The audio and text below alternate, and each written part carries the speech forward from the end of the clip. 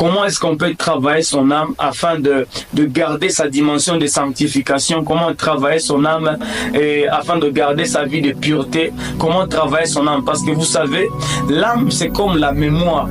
Et si vous voyez bien nos appareils, l'appareil ne fonctionne pas sans mémoire. Il faut qu'il y ait une mémoire à l'intérieur de l'appareil pour que l'appareil puisse fonctionner. Et nos corps sont comme des appareils dans lesquels il y a nos âmes qui sont comme le mémoire, qui enregistre et qui fait toutes les choses par lesquelles nous sommes en train de faire. Ça veut dire que ton corps n'exécute que ce qui est enregistré dans ton âme comme étant la mémoire de la personne. Et c'est pourquoi vous allez voir Romains en train de dire, Romains chapitre 12, 1 à 2, il est en train de nous montrer comment est-ce qu'il ne faut pas se conformer au siècle présent, mais qu'il faut marcher dans mais soyez transformé par les renouvellements de votre système de pensée ou de l'intelligence. Ça veut tout simplement dire, c'est ce qui se cache autour de l'âme de l'homme. C'est à ce niveau-là qu'il faut vraiment apporter un changement, parce que ton corps n'exécutera que ce qui se passe dans ton âme. Alors, voici rapidement comment est-ce que l'âme de l'homme ressemble avant que l'âme de l'homme ne puisse devenir un péché.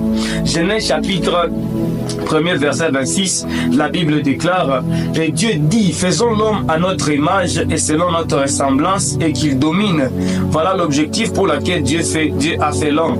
C'est pour que nous puissions avoir la domination, ou que nous puissions devenir des esprits dominateurs. Des esprits dominateurs qui dominent, qui l'assujettissent. Ok? Et qu'ils remplissent. Voilà un peu les choses par lesquelles Dieu a voulu que nous puissions travailler sur la terre. Mais écoutez, Genèse chapitre 2, verset 7, la Bible déclare, l'Éternel Dieu forma l'homme de la poussière de la terre, il souffla dans ses narines il souffla dans ses narines un souffle de vie et l'homme devint une âme vivante.